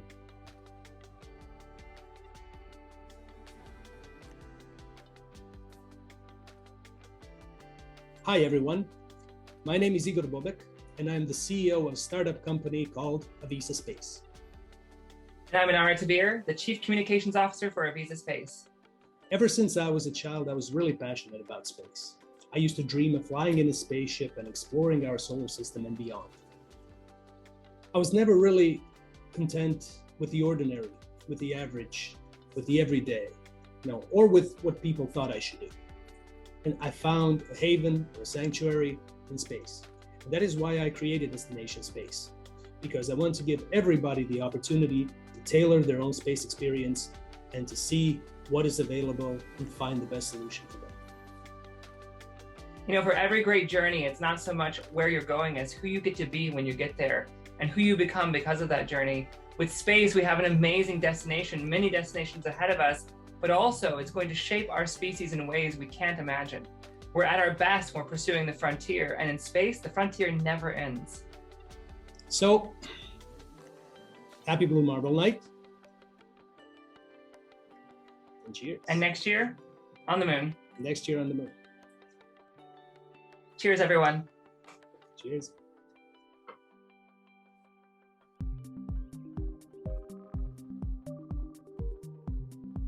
I'm Len Batopic and I serve as the chair of the Parliament of Asgardia, the world's first truly functioning space nation. I'm very honoured to have been asked by my friend and fellow traveller Inara Tabir to offer you a few comments of my own as we collectively consider and pay our various tributes on the occasion of the 50th anniversary of one of the most important photographs ever taken in the history of our species. In December 1972, moonwalking astronauts Cernan and Schmidt, together with command module pilot Evans, made the last return from the moon in the Apollo program. I, like many others, was deeply inspired by that entire program and the breathtaking audacity of a civilization that found the initiative and the ingenuity and the funds to land life from Earth on another celestial body for the first time after almost 4 billion years of evolution. Now, the distance of this journey and the scientific challenges facing the technology in a time before mobile phones, digital watches, laptops and the internet is almost beyond our modern day comprehension. But they did do it. 27 humans made the journey physically to the moon and back without the loss of a single life while en route. The returning voyagers of Apollo 17 took the shot forevermore known as the blue marble photograph. Many say this photograph, like Earthrise, taken almost exactly 4 years earlier from the moon circling Apollo 8, did much to change the view of those on Earth about our home planet. And that was a time of great hope, despite wars, famine, fear of the future, and at that time increasing concern about an oncoming ice age. Humans had stood united to watch our own kind stand on the moon. I was honoured to have known Gene Cernan, the commander of the Apollo 17 mission, and a man who was right there when the blue marble photograph was taken, and may indeed have even been the man who took it. I had the chance to converse with him and to hear his views. It's an honour for me also to share with you the name of a tremendous film about Gene Cernan, made by another friend of mine, Mark Craig. The movie's called The Last Man on the Moon, and in it you see the nature of the man. And he shows he knew what he had achieved and what Apollo had achieved. And with that he carried himself with a great grace, and he always recognised the fact that his journey was the last in a line of inspirational Apollo endeavours. But what's happened since then? It's been underwhelming, to say the least. Sure, the robots have led the field on our behalf, with our furthermost loyal Voyager touching the edge of deep space. We've made phenomenal and breathtaking discoveries about the solar system, the Milky Way and beyond, right back to the earliest times shortly after the moment of creation itself. Hubble and other great technology has given us a technicolor hint at the grandeur of our universe and also of its magnificent desolation, wherein our priceless value as sentient beings is writ large on a living planet as a beacon in the abyss. We've even gained knowledge of the probable end of everything, where in around 10 trillion years, even the red dwarf stars that are likely to outshine everything else will finally dim and fade to black. And that finality is, I suggest, a pressing invitation for us to rekindle a sense of urgency to our endeavours, for we haven't got forever. And here we sit on planet Earth looking up with machines and allowing our humans to look down from low Earth orbit. But we don't seem to be finding the incentive to travel further, to make another giant leap. It does cause me to ask, do we only go out there when we want to win victories of ideology here on Earth between Earth nations? I mean, is that really the sum total of our motivation? Or are we going to leave it to private industry to softly land humans on the moon or Mars or beyond for reasons of personal relevance, personal curiosity, personal wealth, or personal legacy? Where have we left the noble ambitions that live in the hearts of every great explorer, from Columbus to Yeager, from Shackleton to Hillary, from Armstrong to Cernan himself, and all those before and since in every great adventure undertaken by our kind? I mean, can it really be the case that only individuals rather than nations rise to the challenge of a daring escape beyond the presumed confines of what can be built or invented or afforded, except when we're in a hot or a cold war?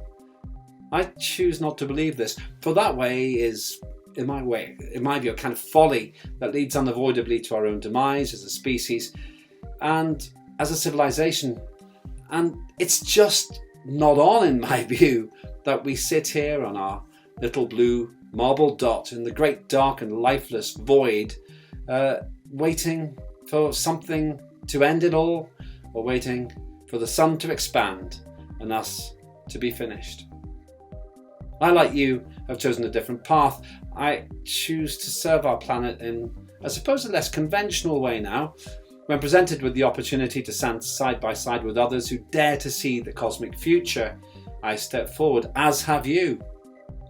As Chair of Parliament of Asgardia, the world's first fully functioning democracy in a digital context, and the first fully sustainable effort to create a society that can default to stability under pressure on Earth or in space, I've made my statement.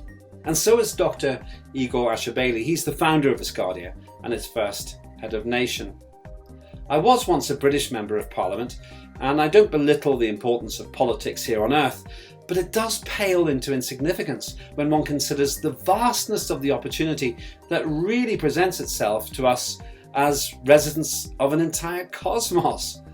To imagine staying here and here alone, waiting for our land to fill up and our resources to empty, well, that's the politics of defeat. But to look up and then look back at the world, we begin to live from a more possible incentive, which can sustain us for a much longer term. And it's also driven by the willingness to dream of unseen dawns on planets with double stars and peering out into jet black nights where the constellations shine with some unimaginable intensity. Now that is the stuff of possibility. And I don't need to tell you any of this, because as with the head of nation, Dr. Ashabeli, who convinced me very quickly to be involved in Asgardia, so you have also found a better and a more inspirational way.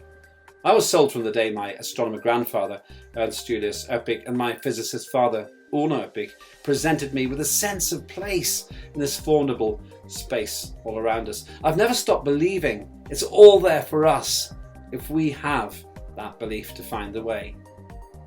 Now, what you're celebrating tonight is a moment caught in an old-fashioned camera with old-fashioned film from a spaceship that really comes from a different era half a century ago, when I was 7 years old, and frankly, most of the humans alive today hadn't even been born.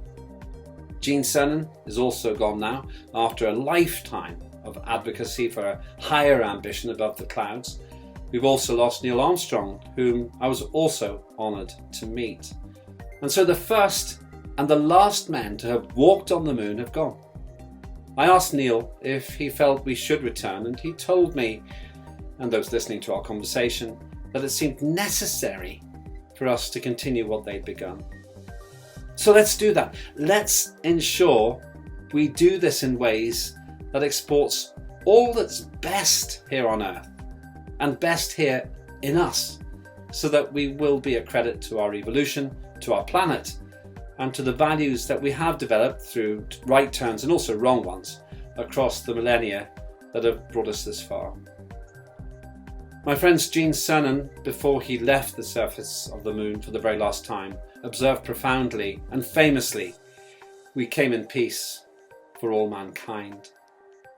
Let me add my own greetings to you and the greetings of Asgardia as nations united within this new and visionary space nation Asgardia. We seek to continue in those inspiring words of Gene Cernan, Neil Armstrong, and all the rest. Wherever you are on the Earth today, this morning, evening, or night, as you mark a landmark in our evolution, embodied in an iconic picture of the only place we have lived so far, feel proud of the fact that you are taking this mission forward. I hope I might be there with you next year. For now, look up at the sky and know we are going back there in a big time way and in a permanent way too. And look around at each other at this moment tonight, the people you're with now, and know you are in the company of those who'll make this next giant leap not just an inspirational possibility, but an actual reality. In whatever we in Asgardia, and I as an individual, way can help, I'll be honoured to play my part in these, the further adventures of mankind. On behalf of all in the space nation of Asgardia, to all here on the good earth. Happy Blue Marble Day, and sooner or later, let's celebrate this on the moon.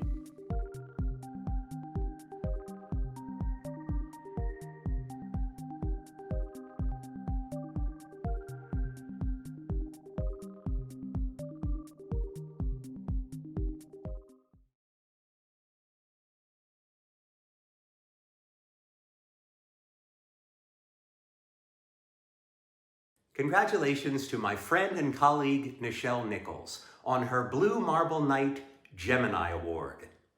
Nichelle has inspired 2 generations, or is it 3, of women and people of color to explore space.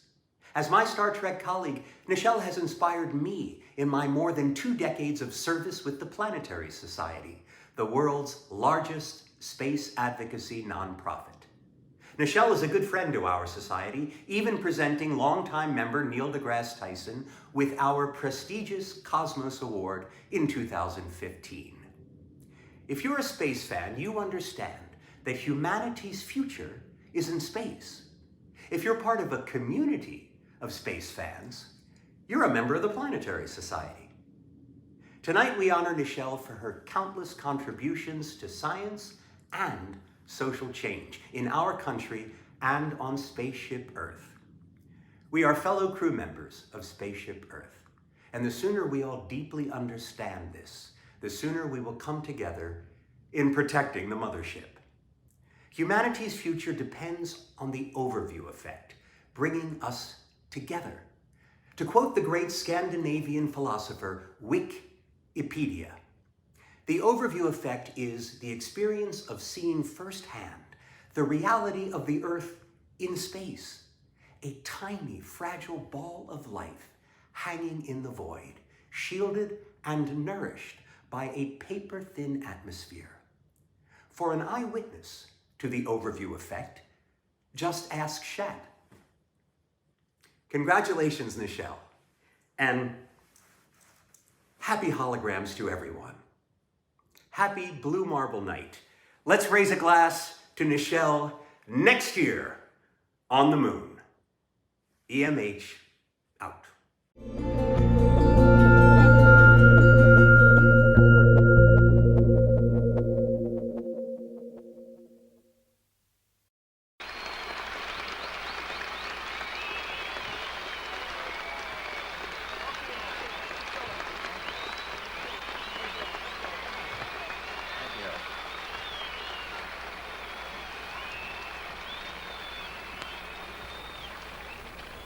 President Pitzer, Mr. Vice President, Governor, Congressman Thomas, Senator Wiley and Congressman Miller, Mr. Webb, Mr. Bell, scientists, distinguished guests, ladies and gentlemen. I appreciate your president having made me an honorary visiting professor, and I will assure you that my first lecture will be very brief. I am delighted to be here, and I'm particularly delighted to be here on this occasion. We meet at a college noted for knowledge, in a city noted for progress, in a state noted for strength, and we stand in need of all 3. For we meet in an hour of change and challenge, in a decade of hope and fear, in an age of both knowledge and ignorance.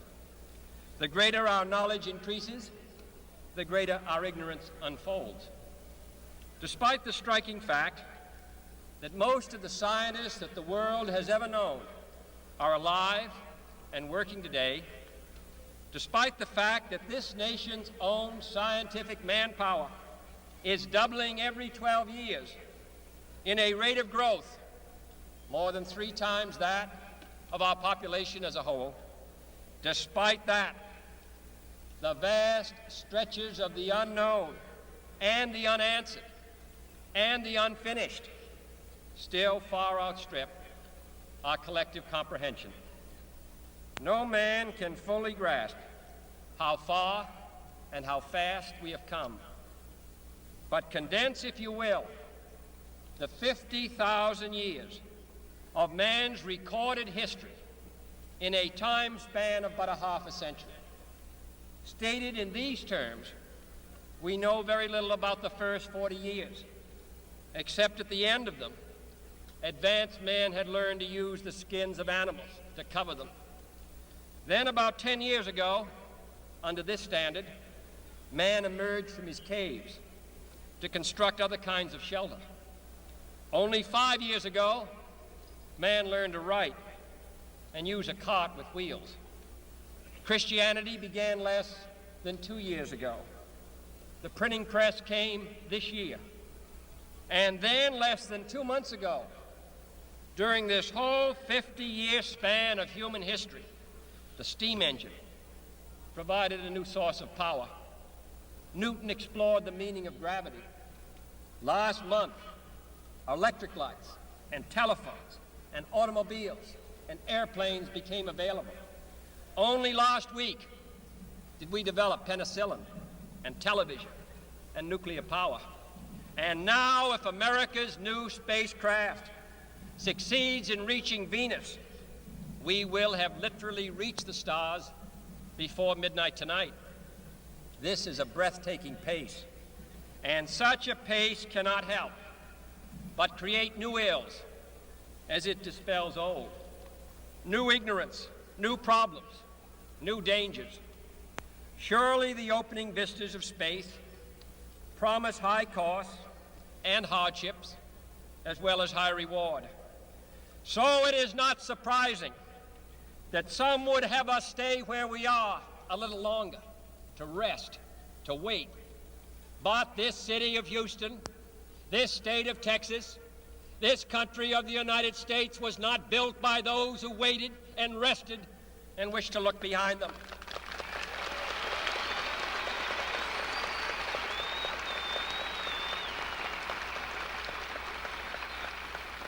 This country was conquered by those who move forward, and so will space. William Bradford, speaking in 1630 of the founding of the Plymouth Bay Colony, said that all great and honorable actions are accompanied with great difficulties, and both must be enterprised and overcome with answerable courage. If this capsule history of our progress teaches us anything, it is that man in his quest for knowledge and progress is determined and cannot be deterred. The exploration of space will go ahead, whether we join in it or not. And it is one of the great adventures of all time. And no nation which expects to be the leader of other nations can expect to stay behind in this race for space. Those who came before us made certain that this country rode the first waves of the Industrial Revolution, the first waves of modern invention, and the first wave of nuclear power. And this generation does not intend to founder in the backwash of the coming age of space. We mean to be a part of it. We mean to lead it.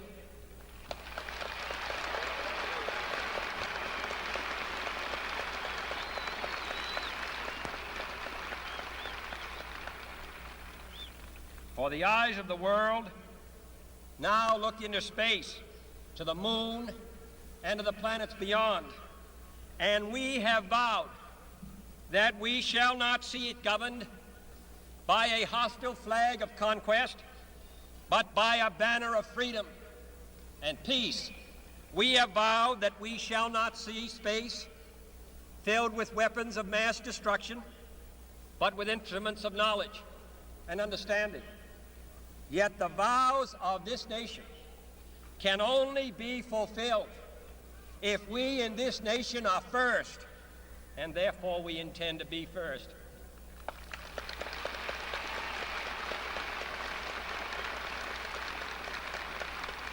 In short, our leadership in science and industry, our hopes for peace and security, our obligations to ourselves as well as others, all require us to make this effort, to solve these mysteries, to solve them for the good of all men, and to become the world's leading spacefaring nation. We set sail on this new sea because there is new knowledge to be gained and new rights to be won, and they must be won and used for the progress of all people. For space science, like nuclear science and all technology, has no conscience of its own. Whether it will become a force for good or ill depends on man. And only if the United States occupies a position of preeminence can we help decide whether this new ocean will be a sea of peace or a new terrifying theater of war. I do not say that we should or will go unprotected against the hostile misuse of space any more than we go unprotected against the hostile use of land or sea. But I do say that space can be explored and mastered without feeding the fires of war, without repeating the mistakes that man has made in extending his writ around this globe of ours. There is no strife, no prejudice, no national conflict in outer space as yet. Its hazards are hostile to us all. Its conquest deserves the best of all mankind, and its opportunity for peaceful cooperation may never come again. But why, some say, the moon? Why choose this as our goal? And they may well ask, why climb the highest mountain? Why, 35 years ago, fly the Atlantic?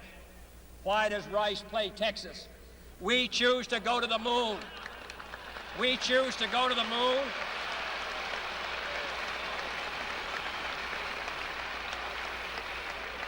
We choose to go to the moon in this decade and do the other things, not because they are easy, but because they are hard.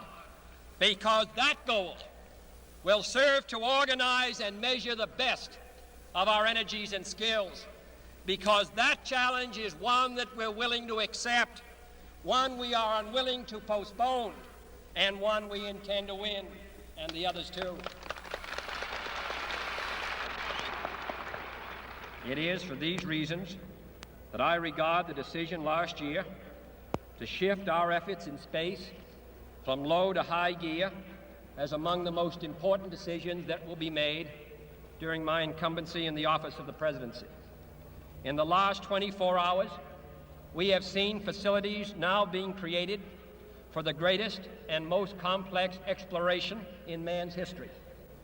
We have felt the ground shake and the air shattered by the testing of a Saturn C-1 booster rocket, many times as powerful as the Atlas which launched John Glenn, generating power equivalents to 10,000 automobiles with their accelerator on the floor.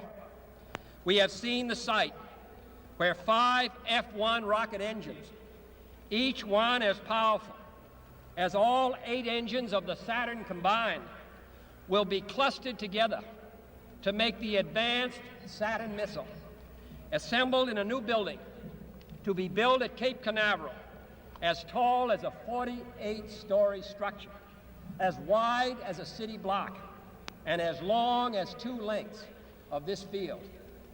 Within these last 19 months, at least 45 satellites have circled the Earth. Some 40 of them were made in the United States of America, and they were far more sophisticated and supplied far more knowledge to the people of the world than those of the Soviet Union. The Mariner spacecraft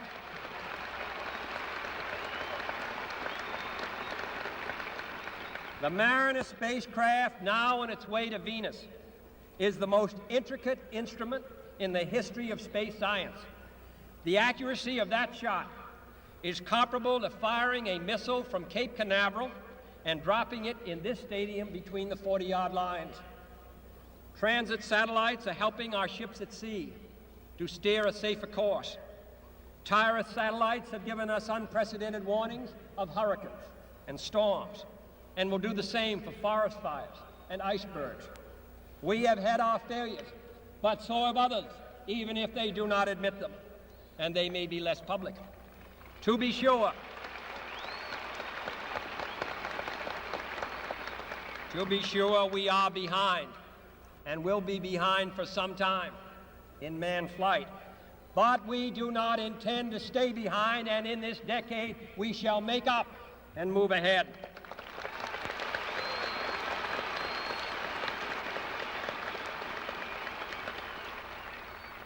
The growth of our science and education will be enriched by new knowledge of our universe and environment, by new techniques of learning and mapping and observation, by new tools and computers for industry, medicine, and the home as well as the school.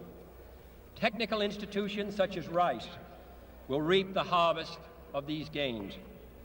And finally, the space effort itself, while still in its infancy, has already created a great number of new companies and tens and thousands of new jobs. Space and related industries are generating new demands in investment and skilled personnel, and this city and this state and this region will share greatly in this growth. What was once the furthest outpost on the old frontier of the West will be the furthest outpost on the new frontier of science and space. Houston,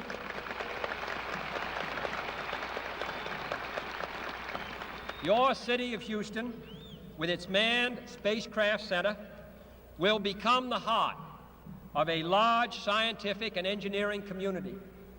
During the next 5 years, the National Aeronautic and Space Administration expects to double the number of scientists and engineers in this area, to increase its outlays for salaries and expenses to $60 million a year, to invest some $200 million in plant and laboratory facilities, and to direct or contract for new space efforts over $1 billion from this center in this city. To be sure, all this costs us all a good deal of money. This year's space budget is 3 times what it was in January 1961, and it is greater than the space budget of the previous 8 years combined. That budget now stands at $5.4 billion a year, a staggering sum, though somewhat less than we pay for cigarettes and cigars every year. Space expenditures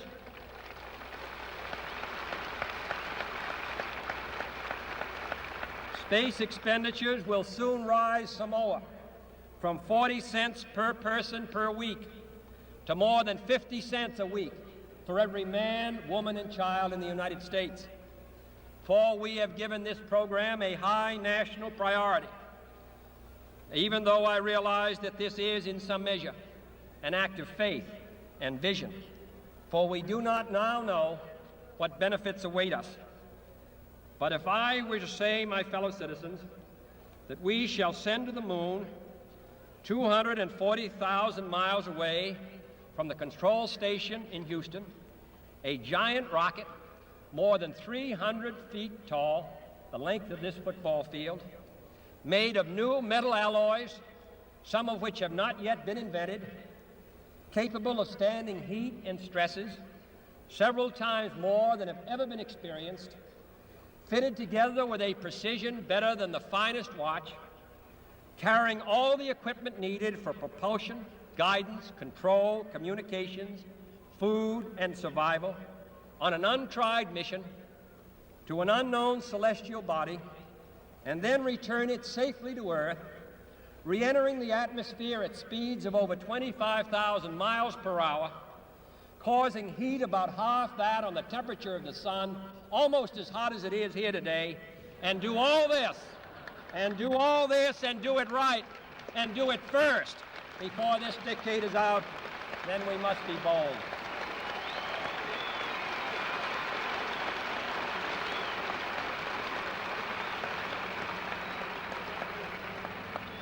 I'm the one who's doing all the work, so we just want you to stay cool for a minute. However, I think we're going to do it. And I think that we must pay what needs to be paid. I don't think we ought to waste any money, but I think we ought to do the job. And this will be done in the decade of the 60s. It may be done while some of you are still here at school at this college and university. It will be done during the terms of office of some of the people who sit here on this platform. But it will be done. and it will be done before the end of this decade. And I am delighted that this university is playing a part in putting a man on the moon as part of a great national effort of the United States of America.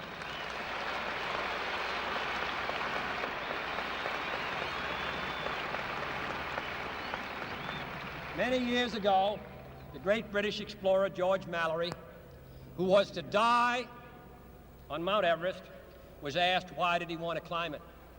He said, because it is there. Well, space is there, and we're going to climb it. And the moon and the planets are there, and new hopes for knowledge and peace are there. And therefore, as we set sail, we ask God's blessing on the most hazardous and dangerous and greatest adventure on which man has ever embarked. Thank you.